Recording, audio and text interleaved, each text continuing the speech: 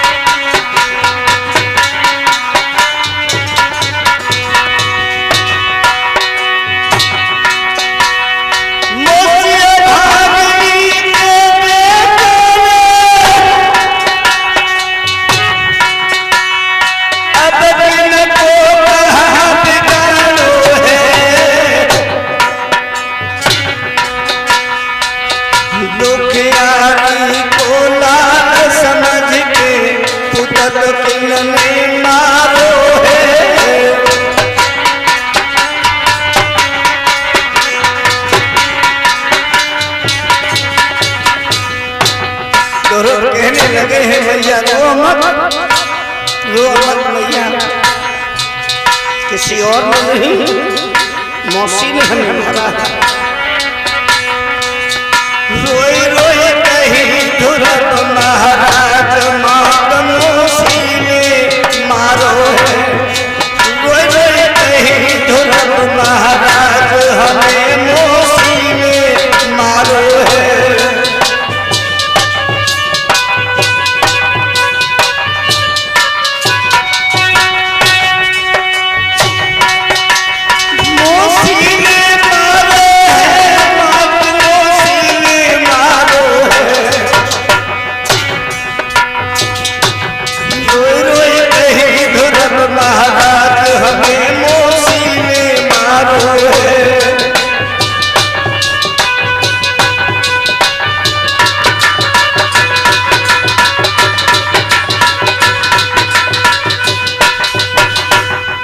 कहा भैया हमें किसी और ने नहीं, मौसी ने मारा।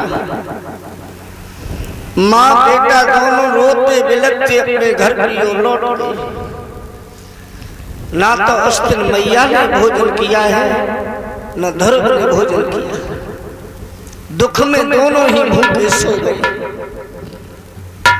लेकिन भाग्य की विडंबना ऐसी थी कि अगले दिन सुबह ध्रुव को फिर मौसी के महलों की काट उड़ाने के लिए जाना पड़ा।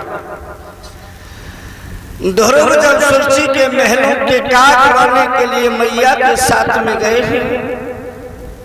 उत्तम फिर घर से छुप करके निकल आई। ध्रुव के पास में आई है, कहा भैया ध्रुव, रात मैया ने तुम्हें मारा था इसलिए हमने भोजन नहीं किया। भैया तुम्हारे दुख में हम भूखे ही सो गए थे।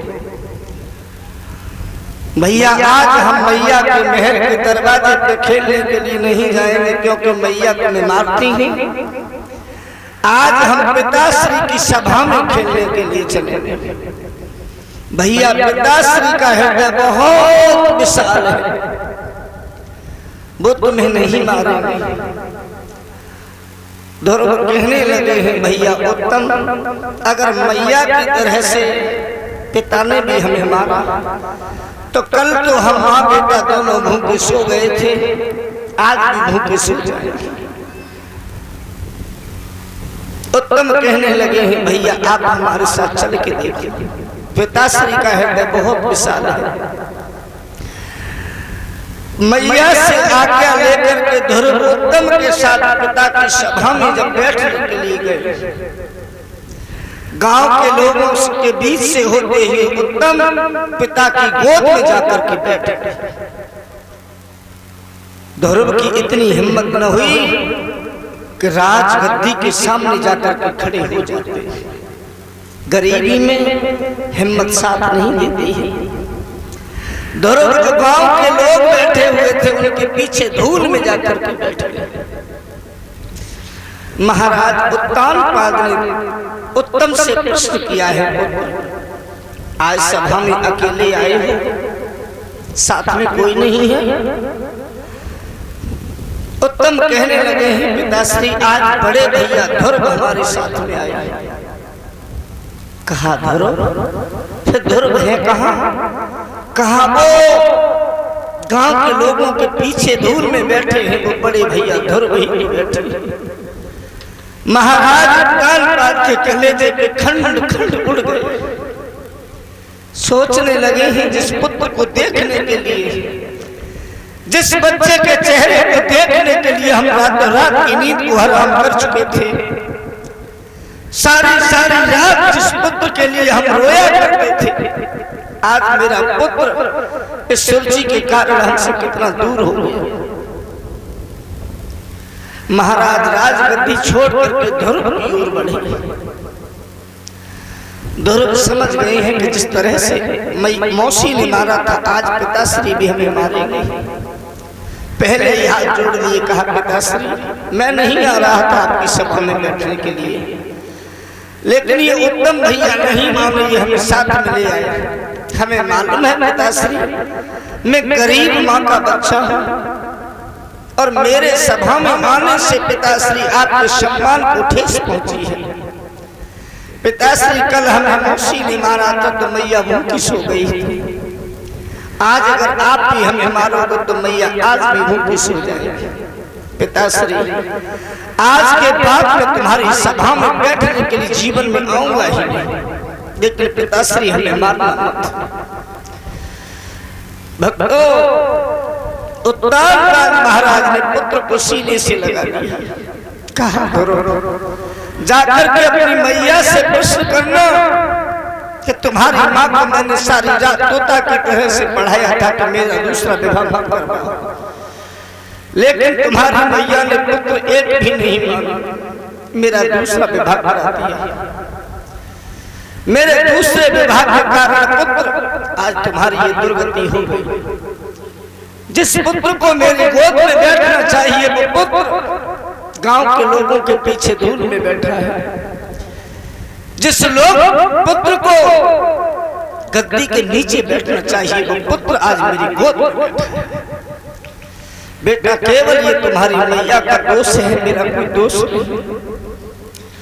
अपने पुत्र को महाराज उत्तानपाद गोद में लेकर के राज सिंहासन के ऊपर बैठे। पिता पुत्र एक दूसरे को देख करके रो रहे थे, एक दूसरे से हृदय का दर्द कह रहे थे, लेकिन गांव का एक चुगल सभा में से उठ गए।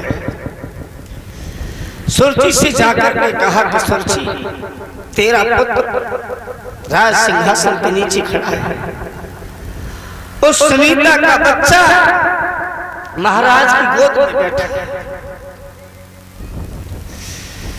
सुरजी राजमहल में से निकली है, राज्यसभा में जब गई, ध्रुव अपने पिता के चेहरे को देख रहे थे। महाराज उत्तानपाद अपने पुत्र को सीने से लगा करके दिल का दर्द कह रहे थे, और ध्रुव ने जैसे ही मुंशी को आते हुए देखा, पिताश्री की गोद में से नीचे उतर गई, राज सिंहासन के नीचे छुप गए। समझ गए कि आज मौसी हमें जिंदा नहीं छोड़ेगी, आज मौसी हमें मार ही देगी। सुरजी तीर की तरह से सभा के बीच से आई, उत्तम ध्रुव के सिर के केस पकड़े हैं, गद्दी के नीचे से बाहर खींच लिया। महाराज उत्तानपाद के सामने ही पक्की चट्टान से ध्रुव को पटक दिया। लात घूसों की बौछार ध्रुव के ऊपर करने लगी। सुरजी इतनी क्रोध में अंधी बन गई कि उसने पैर ध्रुव के गले पर रख दिया।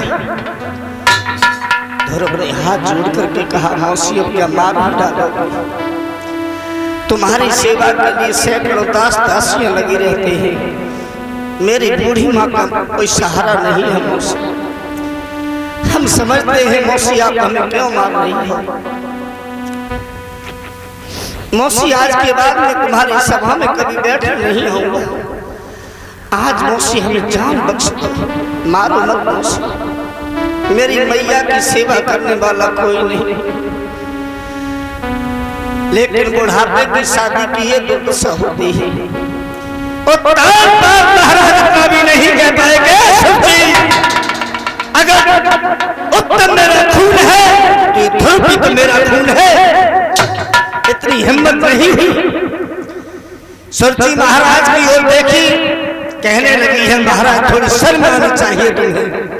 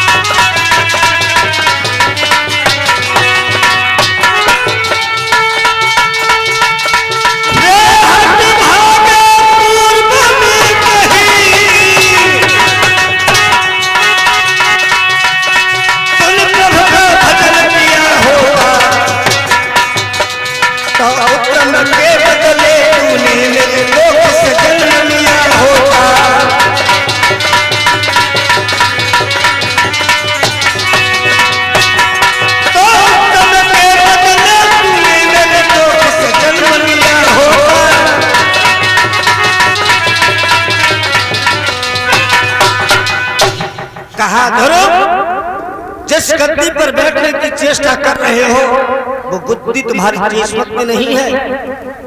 अगर तुमने पूर्व जन्म में भगवान की भक्ति की होती तो आज तुमने सुनीत की गोद से जन्म नहीं, सुरची की गोद से जन्म लिया होता। ध्रुव जाओ, ये गद्दी तुम्हें कभी मिलने वाली नहीं है।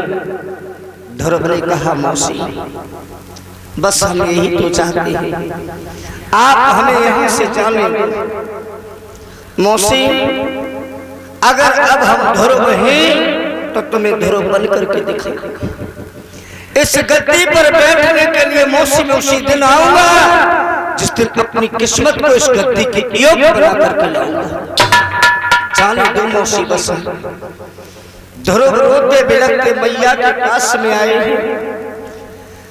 सुनीत ने जब ध्रुव को देखा कहा आज क्या हुआ? कहा मैया अब तो मौसी हमें नित्य ही मारती है, मौसी बेवजह हमें मारती है। आज मैया हमें दुख इस बात का नहीं कि मौसी ने हमें मारा है, आज दुख इस बात का है कि मौसी हमें मारती रही। पिताश्री ने एक बार भी नहीं कहा कि सुरची से ध्रुव को क्यों मार रही है। उत्तम अगर मेरा बेटा है तो ध्रुव भी तो मेरा बेटा है। सुनीता कहने लगी है अगर महाराज तुम्हारे पिता होते तो जरूर कहते, लेकिन वो तुम्हारे पिता नहीं। कहा मैया मैं तो आज तक महाराज को ही अपना पिता समझता था मैया, फिर मेरा पिता कौन है? कहा जो दीन बंधु दीनानाथ हैं, असरण के शरण है, दीनों के जो पिता हैं वही बेटा तुम्हारे पिता है। कहा मैया फिर मेरे पिता कहाँ मिलेंगे? कहा पुत्र जब बड़े हो जाओ तो वन में जाकर के भजन करना, तुम्हारे पिता का दर्शन तुम्हें वन में अवश्य होगा। ध्रुव कहने लगे हैं मैया मैं तो बड़ा हो गया हूँ, आज ही वन की ओर प्रस्थान करूंगा। सुरची सुनीत कहने लगी है पुत्र कल तुम भूखे सो गए थे, आज मैं पड़ोसन से सब्जी मांग करके लाई हूँ बेटा, चल भोजन कर ले। कल भी भूखा सो गया था, तुम आज भी भूखा सो जाएगा, भोजन कर लो। ध्रुव कहने लगे हैं मैया चंदन के कुंड में से निकाल करके कीचड़ में क्यों डालना चाहती हो?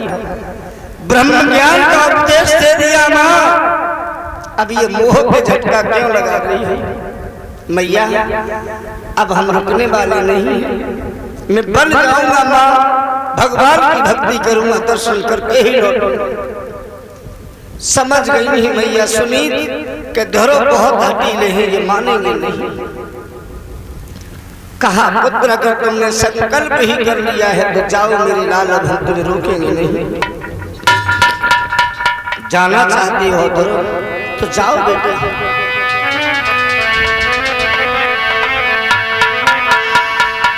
बछड़ा बिना गैया कुमर यो मात तेरी बिन खाती है,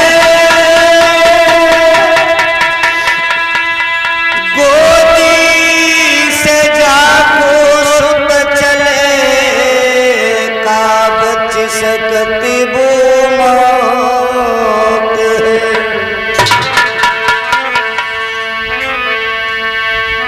तेरे बिछुड़न को लला